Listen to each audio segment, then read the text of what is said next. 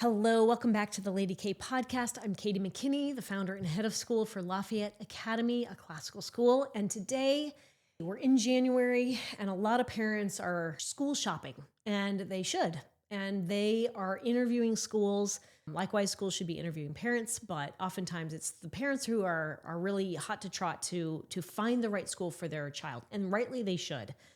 I think something that is often missing, though, is the question, how do you interview a school? And as a parent, especially if you're in those early years, K to 2, K to 3, there's some really important building blocks that are happening in those formative years. And you want to make sure you're partnering with a school who's going to really provide a robust foundation for your child. And so what I've done today is I have put together, at the moment, the 4 top questions you should ask when you're interviewing a school.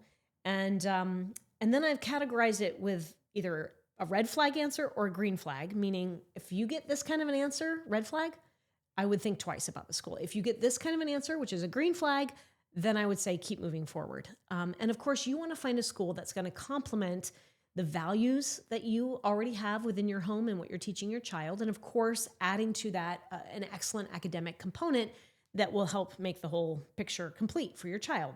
So the first question is, and actually, it's so interesting. This question comes from is something that actually I've thought of often in terms of how I have interviewed schools in the past, but also what I want to be able to answer when people come and interview us. This is inspired by E.D. Hirsch, Dr. Hirsch, and he has written numerous books, but one of the books in which this question was taken is The Schools We Need and Why We Don't Have Them. And he says, specifically, simply sit down and ask your principal for a description of the specific content that all children at a specific grade level are supposed to learn. That's it. So, what will my child know, and what will they be able to do by the time they leave this school? That's the question. I have actually asked that question of other schools, and I have come up empty-handed. Why does this matter? Of course, if a school cannot tell you what your child is going to be able to know and what they will be able to master, how are you going to be able to judge your investment? The way I think of it is and I'm talking more, of course, private schools, although with public, you are paying too, right? You're paying with your tax dollars. With private schools, you're paying, obviously, tuition. In either way, you are investing your monies for your child. And you should know, just as if you were going to give this to an investor, you want to know the ROI on that investment. And a school should be able to tell you, just like an investment house would, what kind of plan are you going to choose? If I plunk down $10,000, $20,000, $30,000, I want to be able to pick a plan, right? A kind of an aggressive investment plan, or maybe a more conservative investment plan. Similarly, with a school, you want to know, what kind of plan am I getting for this? And what is going to be the ROI for my child? So a red flag answer from the school would be, what your child learns and what they will master really is going to depend on the teacher. Or, the kids here, they learn at their own pace. Or another answer might be, we focus on experience rather than specific content. Those answers would give me great pause before I would invest in that school. What I understand that to be is they don't have a roadmap. They don't have a promise of what your child will master. And your child might learn something or they might not. So that's really key.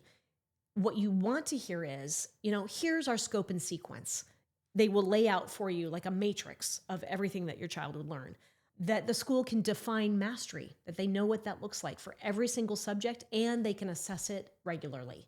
I know at our school, we are assessing every week, every month, and then every semester. So that's important. And then you also might want to hear or listen for the fact that they align the instruction grade to grade so that every year builds on itself intentionally. That would get 10 gold stars in my book. So you would want to see some sort of a scope and sequence. This also works for homeschooling, by the way. Before you pick a curriculum, you would want to ask, what is your scope and sequence? I know places like Abeka, they have a beautiful scope and sequence that they've mapped out. But you want to know exactly what your child should be able to do after going through this curriculum. Just a quick example, in 10th grade, for example, in our econ class, we do have everything defined as to what our students will be able to do. But I think specifically of our econ class, and in there is a specific expectation that our kids will learn about Keynesian economics and Austrian economics, and they would be able to compare the two. That's a tangible walk away that we should be able to, one, be able to assess, and two, that they would be able to master. So it's that kind of thing. You want to know exactly what your child is going to walk away from. Question number 2, can you show me your full scope and sequence, not just for this year, but across multiple years? So again, why does this matter? You want to see and be connected or partner with a school that has coherence, not chaos. You don't want to know, or you don't want to be with a school where every teacher is kind of left to their own devices as to what's being taught in the classroom. I've actually taught at schools like that, 3 different schools. And so seriously, there's no roadmap. Every school is left to its own devices. It was a public school in one case. And when it came to teaching science, we'd sit around in our pods, be 3 or 4 first grade teachers. And it was like, well, what are you going to teach for science? Well, I don't know. What are you going to teach? Well, I really like the rainforest. Okay, well, why don't you do the rainforest? Well, let's all do the rainforest. Okay, great. Little did we know, because we're not going to go walk across and talk to the 3rd grade, team. They're teaching the rainforest in 3rd grade too. Are the skills different? I don't know. And what happens is you get this repeating of the same subject matter. The skills that are being taught, who knows? Anyway, that's chaos. It's not helpful. Similar to in a private school as well. That can happen as well. So 1 year should build on the last year so that there are no gaps and there's no unnecessary repetition. That's just common sense. So if you ask the question, can you show me your full scope and sequence, and not just for this year, but the whole package? If you get any of these answers, I would say they're red flags. The first one is each grade has great flexibility. Okay, not a good answer. We let teachers decide what's best for their students. Again, not a good answer. And then we also this is one I have heard a lot of, we align to the state standards. Okay, well, the state standards they're like principles. They're not explicit what they should know, like Keynesian and Austrian economics. They're not going to get that explicit. That's what I want to know as a parent when I'm investing my thousands of dollars. So again, if you get those kind of answers, you're really hearing that there's no vertical integration, there's no alignment from year to year, and kids are going to either repeat or they're going to miss critical content along their way. What you do want to hear are things like, absolutely, here's our scope and sequence, and they lay it out for you right before, or the homeschooling wise, they can email it to you and you can take a look at it. You also would want to hear, every subject is planned and built from year to year, and every year builds on the next. Great, that's wonderful. You also might be wanting to hear something like, our 3rd grade writing prepares for 4th grade writing and logic, which prepares them for 5th grade. Like every year depends on the next. I will say internally conversations are happening with our teachers like, oh, I know they're going to be getting that in 2nd grade. I teach 5th, but I know they're getting that in 2nd. So that means I can do X, Y, and Z because they will have already had that. Like it's like this uniform language from grade to grade, K through 12. And it's fabulous. We can just make so much more progress as a school and as students going through because we're being efficient with their time and with parents' dollars. Phonics is a big one. Like when you're teaching phonics, of course you want that to be building from year to year, and it does. Grammar has to be built. Mathematics, Latin, which we teach, all of this is building from year to year. So it's great. All of that aligns vertically and horizontally. Question number 3, how do you teach reading? And what reading programs or philosophies do you use? Great question, especially again, if you're in the younger spanning of those years, if your child is, really important question. So of course, reading is foundational. And obviously this matters because if a school misses those foundational pieces, the child's going to fall behind, number 1, but number 2, it impacts every other subject that the child is going to, interact with. So answers that would cause concern would be, we used a balanced literacy approach. And I have heard that. What does that mean as a parent? There are 2 big, you could say there's this philosophical war within reading between whole language and phonics-based instruction. Whole language, which I sadly did teach because that's what I was taught to teach, is, you see the word the, memorize it. It has 2 tall letters and 1 short letter. That's the word the. I never even taught my kids that TH says th, and that E says E. I didn't even know that when I was 25 years old. No one taught it to me. So we taught whole language, and it was really a guessing game in not only how I taught reading, but then also how my students demonstrated that they could read. It was not, I feel bad. I would love to go correct that. They're all now married, but and they're all fairly successful, but it was not a good plan. On the other side, you have phonics instruction, which is explicit teaching of all the sounds, the phonograms, the sounds that each of these letter symbols make. There's 70 plus sounds in the English language. And so that's how we teach phonics, or how we teach literacy. So when you get the answer, oh, we teach a balanced approach, not a good answer. We also might hear, well, we let students guess based on pictures or context. We let them kind of figure it out and problem solve. Okay, again, we're basing our plan on hope, not on explicit directions. And then lastly, we follow the whole language model. No, I would not invest my dollars in that kind of a plan.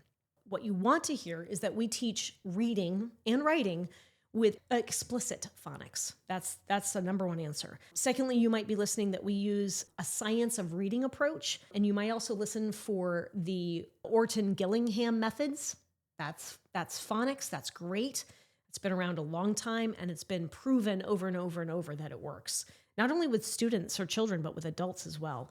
You might also listen to the idea that we prioritize fluency, decoding, comprehension. These are all things that you can measure, you can assess, and they're good benchmarks to show that a student is making progress. So those are good answers. Question 4, what role does character formation play in your school, in the way you educate? Obviously, this matters because at a school, we're not just forming the mind, we're working on forming the soul, the person, right? Virtue for us, it's not just an extra, it's an essential. And so as a school, when you're interviewing the school, a red flag answer would be something like, we focus on being kind to one another or being nice. Maybe they have a slogan like live, learn, and play. Again, it's not really grounded in anything that's lasting. And the school might say, we leave the values and the virtues up to the family to teach. If the virtues are not defined, formation is not defined, and there's no example leading them forward. Students need examples. They need to see where they're headed. What I would be listening for to the question of, what role does character form or virtue play in your school? I'd be listening for things like, we teach classical, or we just teach virtues intentionally, and then list out those virtues. Some schools might have 9, some 7. We have 4: prudence, justice, fortitude, and temperance. Students, you might listen for this answer. Students are learning about virtue and character through our literature, through the history, through conflict and resolution on the playground. And then wait for, you might follow up with, can you give me some specific examples? They should have a slew of examples for you. And then the other thing is just how school do you demonstrate those virtues? Whether it's being with your teachers, with your students, give me some good examples. So those are the 4 most important. We may have a part 2 to this, and I can share some more ideas as to how you might interview a school. But these questions oftentimes will not be on a website. They're going to be something that you have to go in and have a face-to-face with the head of school. Ask them, are they serious about character formation? Or is it just kind of a floating kind of thing out there that, we'll tackle it if we get to it? I would say if the school cannot answer those questions confidently, move on. Your child is the most important thing. And if you are not in alignment with that school, or the school's not in alignment with you, don't move forward. It's not worth it. If they answer with the green flags, with the answers that really, resonate and that are going to make an impact in your child's life, go for it.